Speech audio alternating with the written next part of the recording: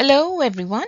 In today's lecture, we'll introduce two new sets of formulas called the product to sum and sum to product formulas. Now, knowing these formulas really help when we advance towards higher level of mathematics. For example, in calculus for integration, these formulas prove very handy to work out integration problems quickly. So first we are going to go through what these formulas are and then how to apply them. This is what we are going to cover in this lecture. We will learn about the product to sum formulas and then how to use them, followed by the sum to product formulas and then how to apply them as well. We will begin with the product to sum formulas, but before we go into the details of each of these formulas, we will take a minute to first understand what is meant by product to sum. Product refers to multiplication, multiplying two or more values. Sum refers to addition, or it could also refer to subtraction, because subtraction is nothing but adding a negative quantity to another value. Now, if we look at the left-hand side of each of these formulas, we see we are performing only multiplication. It's the product of two trigonometric functions. So sine of alpha times sine of beta. Next one is cos of alpha times cos of beta, sine of alpha times cos of beta, and cos of alpha times sine of beta. On the right-hand side, we see there's a constant factor in all these formulas, which is 1/2. So it's 1/2 multiplied by whatever we have within the square brackets. Now, multiplying by 1/2 is the same as dividing by 2. Keep that in mind. Now, within the brackets, let's look at the first one. We see we are taking the cosine of the sum of two angles and subtracting that from the cosine of the difference of two angles. Now, this should immediately bring into mind the sum and difference formulas that we learned before. Essentially, what is being done is we are taking the cosine of the sum of two angles and subtracting that from the cosine of the difference of two angles. If we perform this operation, we will end up with sine of alpha times sine of beta. Likewise, for cos of alpha times cos of beta, again there is a constant factor half, which would mean division by 2, but within the brackets, it's the cosine of the sum of two angles being added to the cosine of the difference of two angles. Now, for the product of two dissimilar functions, earlier we had sine times sine, cos times cos. Here we have sine times cos. That means heterogeneous functions. They are not the same. It's sine multiplied by cos. So for this formula, it's still division by 2 because we have a common factor of 1/2. But within the square brackets, we have the sine function of the difference of two angles being added to the sine function of the sum of two angles. And then finally, for cos of alpha times sine of beta, the formula is 1/2 times, within brackets, sine of alpha plus beta minus sine of alpha minus beta. Therefore, we will see that each of these identities or each of these formulas can be verified using the sum and difference formulas and completing the operations as laid out in the formulas. For example, if we take the expanded form of the sum formula for the cosine and subtract that from the difference formula for cosine and divide it by half, we will end up with sine of alpha times sine of beta. So I will leave it to you to complete that verification process, but that is essentially what the product to sum formulas are. Here's an example of using the product to sum formulas. We have to express the product expression given to us as a sum or difference form. Now, the expression given to us is sine of 5x times sine of 2x. It's the product of two sine functions of different angles. The first step would be to identify the values of alpha and beta that we will plug in into the appropriate formula. In the next step, we will rewrite the formula here. Sine of alpha times sine of beta is equal to 1/2, and then within the square brackets we have cos of alpha minus beta minus cos of alpha plus beta.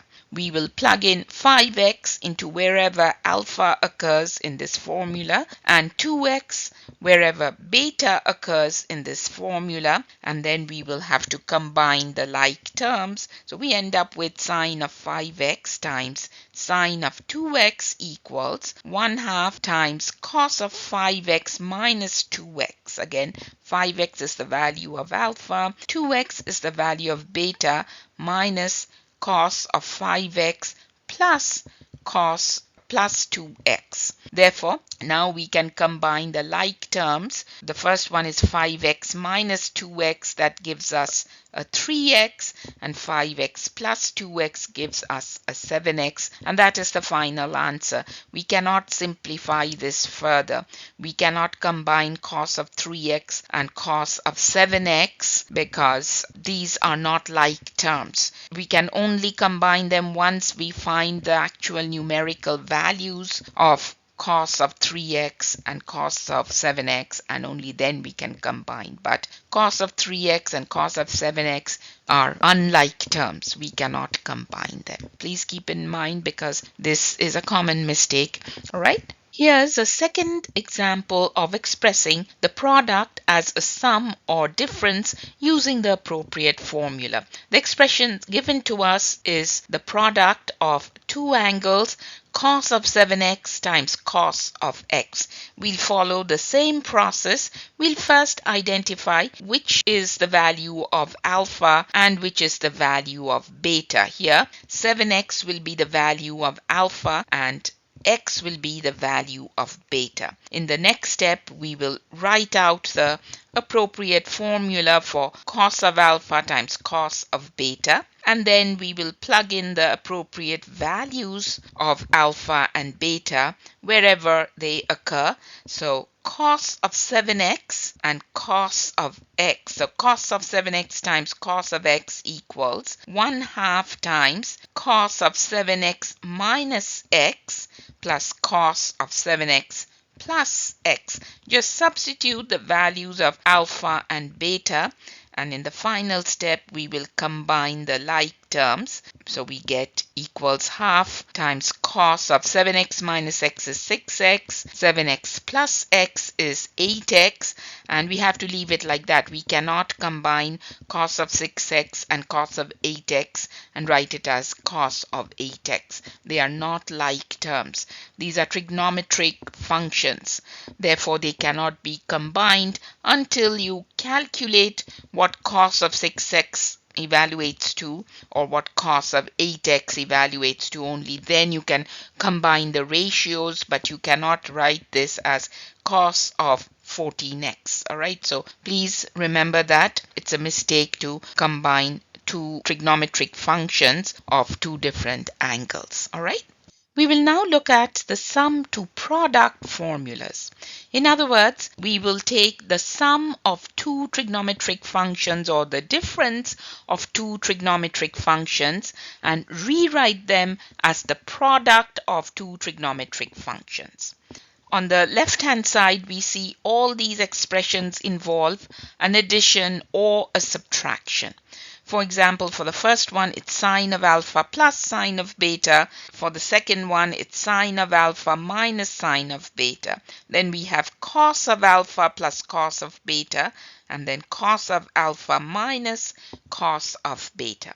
On the right-hand side, we see all these expressions involve the product of two functions, either sine multiplied by cosine or cosine multiplied by cosine or sine multiplied by sine. And then there is a common factor of 2 in each of these formulas, and then the angle measures whose sine or whose cos we are finding are getting divided by 2 for all of these formulas. All right, so let's go through them now. For sine of alpha plus sine of beta, it is 2 times sine of alpha plus beta. In other words, we are summing the two angles alpha and beta and then dividing that by 2. It's the half of the sum of alpha and beta.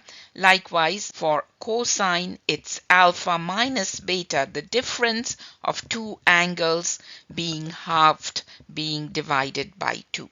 And that is the case for pretty much all the other formulas. For the second one, which is sine of alpha minus sine of beta, the formula is 2 times sine of alpha minus beta divided by 2 times cos of alpha plus beta divided by 2. For cos of alpha plus cos of beta, it's 2 times cos of alpha plus beta divided by 2 times cos of alpha minus beta divided by 2. And finally, for cos of alpha minus cos of beta, now we have to pay special attention to this. Previously, we were multiplying all of these by positive 2. For the last one, it's multiplying by negative 2. This is not a mistake. This is not a typo. This is how it is. It's minus 2 times sine of alpha plus beta divided by 2 times sine of alpha minus beta divided by 2. Now, you can go through each of them and find more patterns which will help you remember these formulas. All right? We'll go through a couple of examples of expressing the sum as a product of two trigonometric functions. They've given us sine of 7x plus sine of 3x. Again, it's the same process. We just have to identify the values of alpha and beta in this expression. Write out the formula for the sum of two sine functions, which is 2 times sine of alpha plus beta divided by 2 multiplied by cos of alpha minus beta divided by 2. Plug in the appropriate values for alpha and beta. So alpha was replaced by 7x, beta being replaced by 3x in both these functions. For the first one is 7x plus 3x divided by 2. For cosine, it's 7x minus 3x divided by 2. And then combine the expression. So 7x plus 3x is 10x.